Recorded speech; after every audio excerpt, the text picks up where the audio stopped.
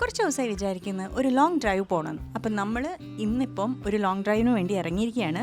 അപ്പം കൊച്ചിയിൽ നിന്ന് പാലക്കാട് പൊള്ളാച്ചി പളനി വഴി കൊടൈക്കനാൽ ഏകദേശം 300 കിലോമീറ്റർ 7 മണിക്കൂറാണ് ഗൂഗിൾ മാപ്പ് പറയുന്നത്. പൊള്ളാച്ചി എത്തിയപ്പോൾ നമ്മൾ ആദ്യം വന്നത് ഇവിടേക്കാട്ടോ, അശോക ഹോട്ടൽ. ഒരുപാട് റിവ്യൂ കണ്ടിട്ടുണ്ട്. ഇവിടുത്തെ ഫേമസ് എന്ന് പറയുന്നത് ഇവിടുത്തെ മട്ടൺ ഡിഷസ് ആണെന്നാണ് പറഞ്ഞത്. അപ്പോൾ നമ്മളും മട്ടനാണ് ഓർഡർ ചെയ്തത്. Mutton biryani, mutton kurma, chicken curry, fish cutlet fry, പിന്നെ ഇവരുടെ ഒരു സ്പെഷ്യൽ ഒതൻറ്റിക് പൊറോട്ട, അത് ഇവിടുത്തെ ഫേമസ് ആണ്. ഇതൊക്കെയാണ് നമ്മൾ കഴിച്ചത്. ഫുഡ് അസാധ്യമായിരുന്നു, നല്ല ടേസ്റ്റി ഫുഡ്. ഈ പൊള്ളാച്ചി പളനി റൂട്ട് പോകുമ്പോൾ നമുക്ക് കാണാൻ നല്ല രസകരമായ കുറേ കാര്യങ്ങൾ റോഡ് സൈഡിലൊക്കെ കിട്ടുമെങ്കിലും എനിക്ക് ഏറ്റവും സ്ട്രൈക്കിംഗ് ആയത് ഈ കാറ്റാടികളാട്ടോ. ഈ പൊള്ളാച്ചി പളനി എന്നൊക്കെ പറയുന്നത് സ്മോൾ സിറ്റീസാണ്. അപ്പം ഒരു വില്ലേജിൽ തന്നെ ഉണ്ടാവില്ലേ, ചെറിയൊരു ടൗൺ ഏരിയ പോലെ തോന്നുള്ളൂ. പിന്നെ ഈ പളനി പാസ് ചെയ്ത് പോകുമ്പം തന്നെ നമുക്ക് പളനി അമ്പലം പോകുന്ന വഴിക്ക് തന്നെ കാണാം. ഏപ്രിൽ മന്തിൻ്റെ സ്പെഷ്യാലിറ്റി കൊണ്ട് തന്നെ എല്ലായിടത്തും കൊന്ന പൂവാണ് കേട്ടോ, നല്ല ഭംഗിയിൽ കാണാനുണ്ട്. അങ്ങനെ നമ്മൾ ഹിൽ റോഡ് കയറുകയാണ്.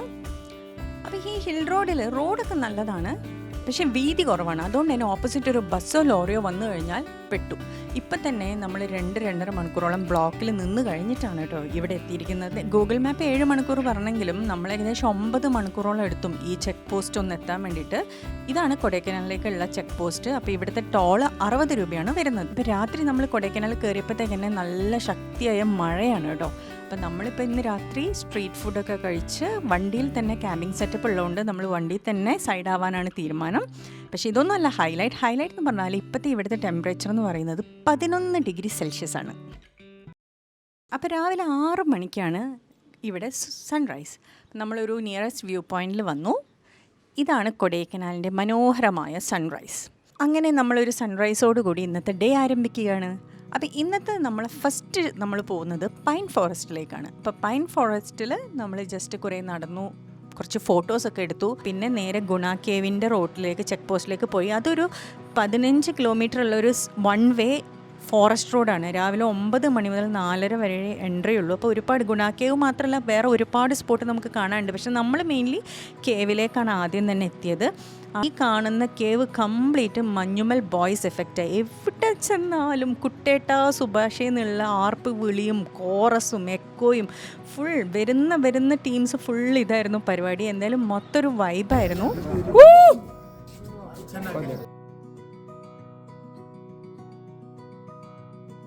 നമ്മൾ അടുത്ത സ്പോട്ടിലേക്ക് പോയി. അത് പില്ലർ റോക്ക് എന്ന് പറയുന്ന സ്പോട്ട്. അതായത് നമ്മൾ ഈ ഗുണ കേവ് കണ്ടില്ലേ, ആ മല തന്നെ നമുക്ക് വേറൊരു ആംഗിളിൽ നിന്ന് അതിൻ്റെ ഒരു ലെങ്ത്ത് എത്ര ഉയരമുണ്ട് നമുക്ക് മനസ്സിലാവുന്നൊരു സ്പോട്ടായിരുന്നു. അപ്പം നമ്മൾ ഈ ഫോറസ്റ്റ് റോഡ് 15 കിലോമീറ്ററുള്ള ഈ ഫോറസ്റ്റ് റോഡിൻ്റെ അകത്ത് തന്നെ ഒരുപാട് സംഭവങ്ങൾ തൊട്ടടുത്തായിട്ട് കാണാനുണ്ട് കേട്ടോ. ഇപ്പോൾ നമ്മൾ ഗുണാക്കേവ് നിന്ന് ഇറങ്ങി പോകുമ്പം തന്നെ മോയേഴ്സ് വ്യൂ പോയിൻ്റ് ഉണ്ട്, ഗ്രീൻ വാലി വ്യൂ പോയിൻ്റ് ഉണ്ട്, അതേപോലെ കോക്കേഴ്സ് വാക്ക് എന്ന് പറഞ്ഞിട്ട് ഒരു ഏരിയ ഉണ്ട്. അവിടുന്ന് നമുക്ക് പല വ്യൂ പോയിൻറ്റ്സ് കാണാനുണ്ട്.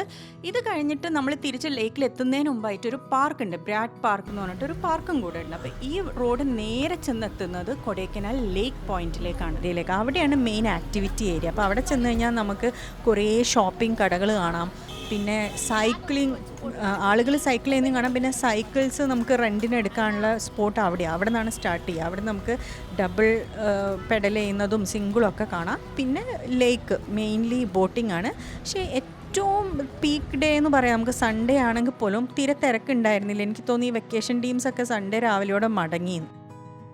നമ്മൾ അതിലൊന്ന് വണ്ടിയിൽ വെറുതെ ഒന്ന് കറങ്ങി. അപ്പോൾ സൈഡിൽ ബലൂൺസിൻ്റെ കുറേ ആക്ടിവിറ്റി, പിന്നെ കുതിര സവാരി, ഇതൊക്കെ നമുക്ക് കാണാമായിരുന്നു.